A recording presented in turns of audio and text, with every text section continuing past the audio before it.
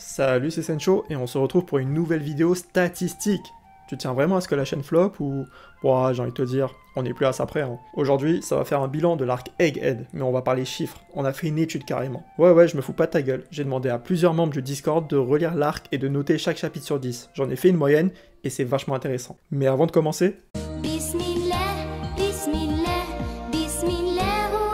Oula, calme-toi, c'est pas ce que je voulais dire. Avant de commencer, rejoins le Discord. Si tu veux participer à d'autres events du genre, ou même juste parler chill avec d'autres gens de One Piece, c'est le bon plan. Le lien est dans la description. Bref, présentons notre étude. Elle s'étale du chapitre 1060 au chapitre 1111 de One Piece. Et premier truc qu'on remarque, Egghead, ça a commencé il y a 1 an et demi. Sérieusement, le temps passe vite, hein. Je suis dépassé par le temps, je ne pense plus comme avant. Bon, je précise quand même une chose, chaque participant a évalué les chapitres de son côté sans savoir les avis des autres, et je n'ai absolument pas interféré dans leur notation. Mais Sencho, c'est quoi l'objectif de ces stats?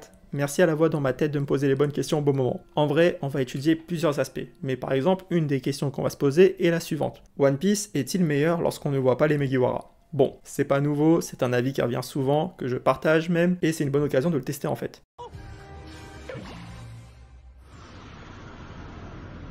Et bah c'est pas compliqué, on va commencer par jeter un œil aux notes moyennes de l'arc. Egghead obtient donc une note moyenne de 6,8. Mais lorsqu'on se penche un peu plus sur la courbe, on remarque directement une chose. Il y a un pic massif entre les chapitres 1079 et 1088. On atteint même une moyenne de 8,75 sur 10 pour le 1081. C'est juste énorme. En revanche, juste avant et juste après, ça se casse la gueule avec des moyennes à 5. Mais Sencho, qu'est-ce qui explique un tel écart? Eh bah bouge pas, je vais te le dire. On a commencé par diviser les chapitres en 4 catégories. Accroche-toi, là va falloir suivre. Est-ce que le chapitre est centré sur les Megiwara et Egghead de manière générale? Est-ce que le chapitre se déroule ailleurs que sur l'île de Vegapunk? Est-ce que c'est moitié-moitié? Et enfin, est-ce qu'il s'agit du flashback de Kuma? On a donc 4 catégories. Ouais, je me répète. Tu le dis une fois, c'est bon normalement, et les gens ils ont compris. Mais pourquoi répéter ça?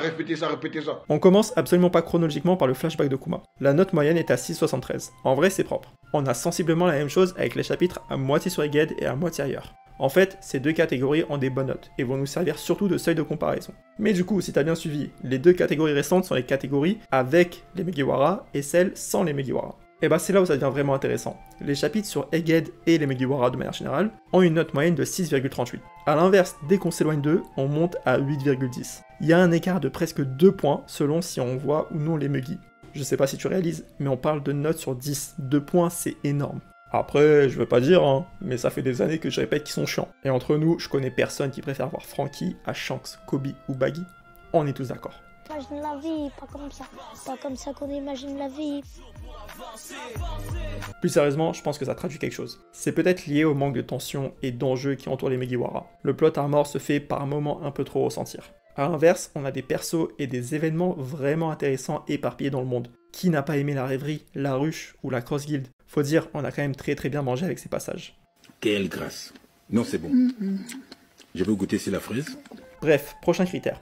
La bagarre. Est-ce que les chapitres centrés sur un combat sont meilleurs? Alors, je précise quand même, on ne parle pas des moments où Luffy tape Timothée, stagiaire de la marine. Non. Frappe-moi, je t'empoisonne. Nous, là, on parle des Séraphins, de Rob Lucci, de Kizaru, du Gorosei, etc. Est-ce que les fans préfèrent les chapitres d'action ou non? Bah étonnamment, il y a assez peu d'écart. On passe de 6,63 à 7,01. C'est assez léger. En revanche, vu qu'on fait les choses bien ici, on ne s'est pas arrêté là. Vous savez que beaucoup critiquent le Gear 5 de Luffy, sur son manque de sérieux notamment, comme quoi ça tue l'attention et que ça nous sort de notre lecture. On a donc aussi regardé les notes selon si on voit le Gear 5 ou non. Et là, l'écart devient vraiment risible. Bah tu vois, moi par exemple je trouve ça plutôt intéressant. C'est étonnant, on parle de moins de 0,2 points d'écart. Autant dire que le Gear 5 n'a pas spécialement dérangé nos participants.